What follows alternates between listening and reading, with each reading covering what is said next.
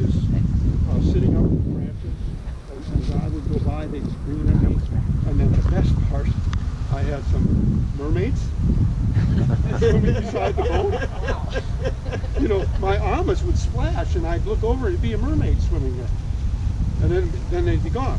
I mean, I was literally having those kinds of episodes. And then as I got more and more sleep deprived, they were getting scarier and scarier.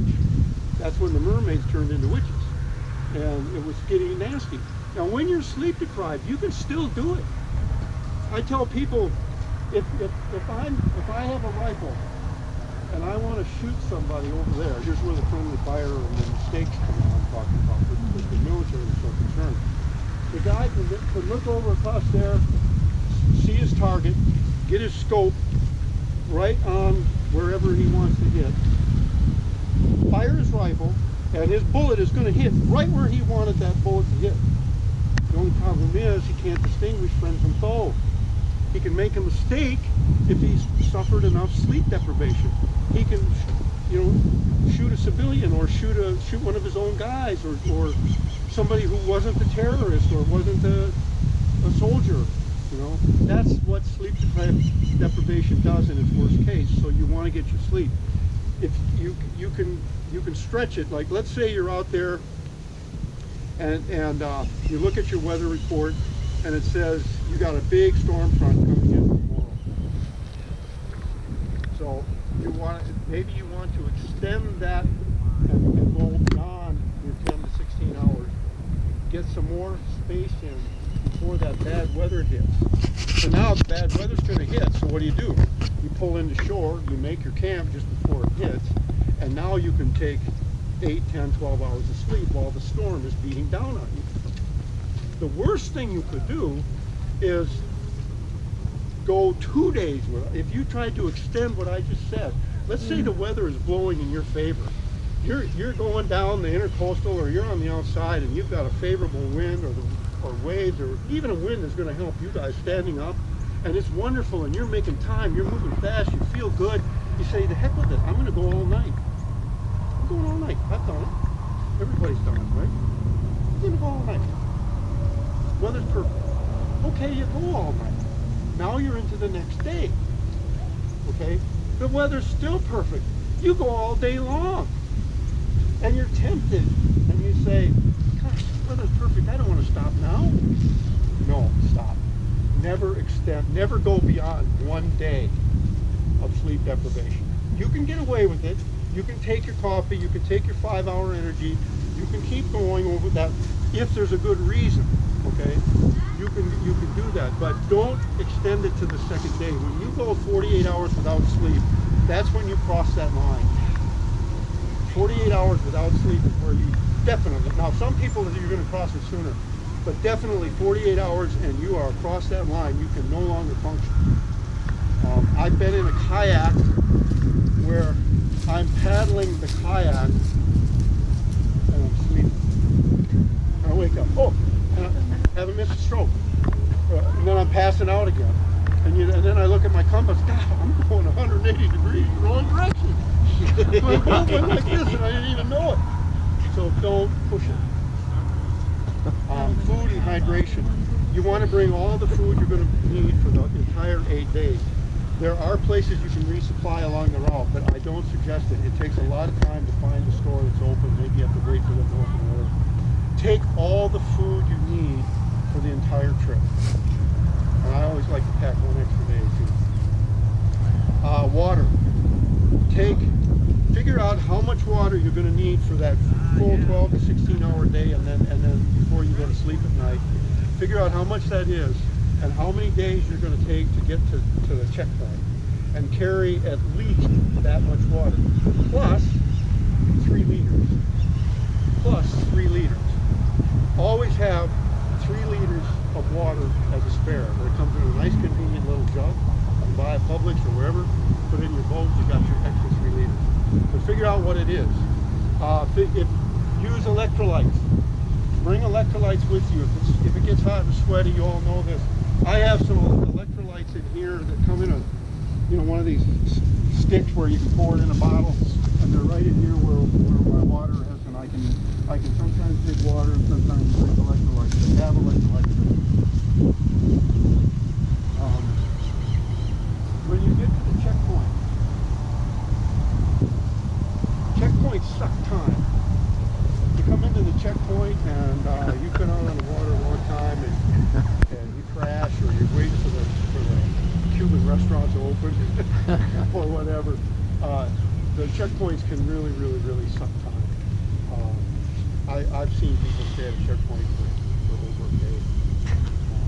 You don't want to do that. What you want to do at a checkpoint is come into the checkpoint, hit your OK button, do what you're going to do, refresh your water supply, and then be ready to go. And, it typically takes 20 to 30 minutes before your OK light quits flashing. As soon as it quits flashing, you want to be able to head out. Now, some people come into the checkpoint and they need to camp. That's their camping site. I try not to camp at a checkpoint. Try not to camp. It just gets crowded. Like I say, it sucks time. Try to camp just before you get to the checkpoint, or just after the checkpoint, or whenever. But don't get me wrong. If you need to camp at a checkpoint, do so. You know, but just for your own good, it's better to camp somewhere else. Checkpoint 1, Stump Pass. Anybody who has not gone through Stump Pass? We've all gone through Stump Pass? No, you haven't? Okay. Stump Pass can be kind of tricky, and you have to go through Stump Pass. If you're on the outside and you're coming into Checkpoint 1, you have to go through Stump Pass. Now, there are some other passes north of that, several of them in fact, where you could come in before Stump Pass if you want to. Or stay on the inside right from the get-go and don't worry about it at all. But if you're coming up Stump Pass, it can be kind of tricky. So check it out and think about it. When you get to the checkpoint, you can come into the marina, or you can use the little landing just after the marina. There's a real small landing area. Is that still good, by the way? The landing area by the marina? The land area, yeah, you're permitted to come in there for kayaks. And yeah, if you're a kayak. Now, if you're Hobie, you can come in there if you have to, but make sure you get your arms in out of the way. And if you're coming into the sandy beach at Checkpoint 1, we ask you not to be there longer than maybe an hour or two at the most. Because it's so small, other boats want to come in. So try to, if you're going to camp at Checkpoint 1, it's really tough. They have a place where you can set up your tent, but getting your boat out of the water can be really tough. It can be done. You can drag your boat up through the mangroves and get it up into where your tent's going to be. There are docks, but you can't leave your boat at the floating dock. You could get your boat out of the water at the floating dock, but remember, your loaded kayak or your SUPs would be a little easier. They don't have a beach on the inside of the marina area. They don't even have a boat ramp there. They put the boats in with a big forklift. So it's a little tough. It's a really nice place. They're great folks there, but it's a little tricky. So keep your time short on the beach, or drag your boat through the mangroves and go ahead and camp there. But like at CP1, I always like to camp before. A lot of times I'm last off the beach by 2 or 3 hours anyway. So I usually end up camping before I get to Checkpoint 1. And there's a couple of good places that are pretty close. Checkpoint 2. This is my favorite checkpoint. Is it? Right? The Cuban restaurants there, it's great. Checkpoint 2 at Chokoloskee is great. Now, what's bad about Chokoloskee? The mud. And paddling up Indian Key Pass and into Chokoloskee, if the tide's against you, man, forget it. It's hard work. What you want to do at Checkpoint 2 is come up to Indian Key and assess the tide situation. If the tide is with you, keep going. If the tide is against you, stop at Indian Key. Now, you're not allowed to camp on Indian Key, but you can take a nap. Okay? Just lay a ground sheet next to your boat and nap, and if the ranger stops, just say, oh, I'm just waiting for the tide to change. I'm not camping. Don't set up a tent. You can maybe cook some food or whatever, but don't set up a tent or anything. And what you do is you just wait it, look at your tidal information and see when the tide's going to be with you. Give it a half hour to an hour to turn and start moving.